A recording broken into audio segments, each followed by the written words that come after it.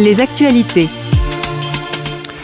Alors, chronique hebdomadaire que vous pouvez retrouver sur YouTube et sur optimisationentreprise.fr. Clearview, vous connaissez Clearview, société américaine qui veut réduire le crime, la fraude et les risques, ils disent. En gros, leur truc, c'est de rendre les communautés plus sûres, sécuriser le commerce et améliorer la défense nationale.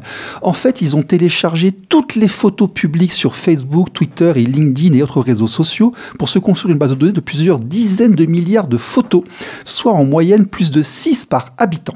Les tests sont impressionnants, j'ai regardé un petit peu, ils peuvent reconnaître tout le monde, avec ou sans lunettes, visage complet ou partiel, c'est vraiment...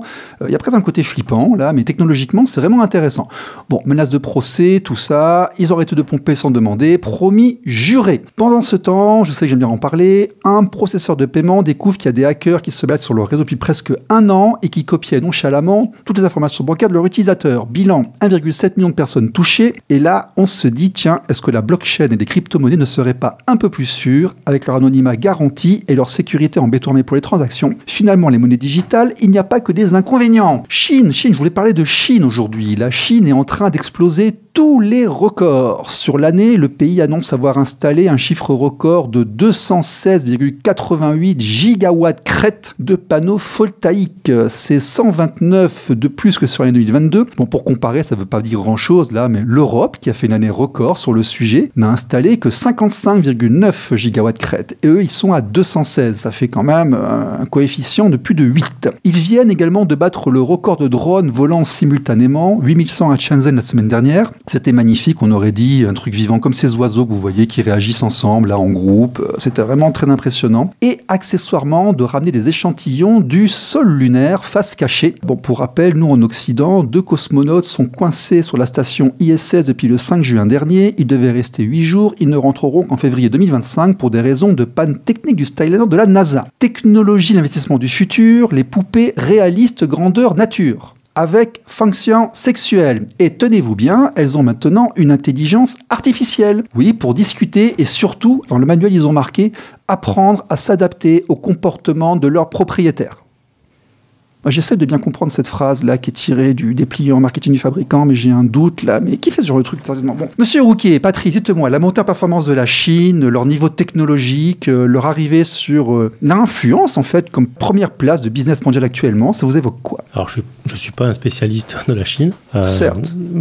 Il est vrai qu'aujourd'hui, on sent bien que le monde est en train de basculer de ce côté-là de la planète, contrairement aux États-Unis à une époque, mais vous parliez de caméras, de vidéosurveillance, de technologie, notamment d'industrie, technologie. Bon, moi, je ne suis pas contre les caméras de vidéosurveillance pour élucider les affaires, mais aller jusqu'à reconnaître le visage des gens et les suivre partout où ils vont, non, je ne suis pas tout à fait pour. Vous savez que Moscou, aujourd'hui, est la 2e ville la plus numérisée, avec des caméras qui identifient notamment les gens, parce qu'on parle beaucoup de la Russie comme havre de liberté, mais en 1, il y a la Chine, et puis en 2, il y a Moscou. Oui, c'est le sens de l'histoire au niveau mondial, et on n'y échappera pas, je pense, mais c'est compliqué. Ouais, c'est compliqué. La technologie est là, mais c'est ce qu'on en fait qui est important quelque part. Ouais. C'est très compatible avec l'idéologie communiste aussi. Il faut appeler un chat, quoi. Donc, la Russie serait-elle communiste aujourd'hui? On pourrait en discuter pendant un moment. Vous avez 2 heures. Mais bon, la Chine, c'est encore une fois la grande surprise de nos valeurs, de nos questionnements.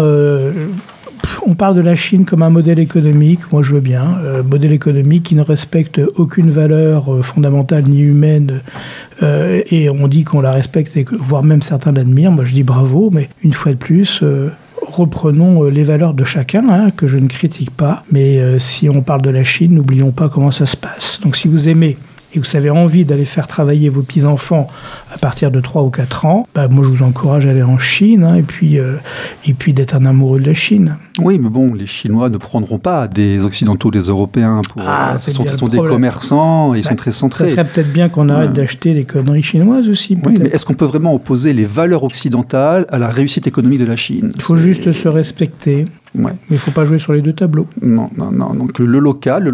Tiens, Benoît Coquart, sociologue, nous parle de la ruralité. J'ai adoré son exposé, sa conférence sur YouTube. Le rapport à l'autre, l'esprit de clan, la solidarité, mais également la perversion de la ruralité, tout ce que l'on déteste. Faire partie du bon groupe, ne pas être associé aux cassos ou aux perdants, ne pas être mal vu, et les dérives associées de type abus de position dominante, corruption, prise d'intérêt, il faut payer un peu pour en être, tu passes un tel pour avoir un truc, il faut passer au club échange, etc. Bon, passons. Mais le rural, ce sont aussi les valeurs du sport, notamment celles du basket et du BBD, que connaît bien notre invité d'aujourd'hui. Défendre les consommateurs en sélectionnant les meilleures entreprises de Dordogne, selon les retours d'expérience de leurs clients. Plus que pro, digitalise le bouche à oreille. Monsieur Laurent Rouquier, bonjour et bienvenue sur RLP.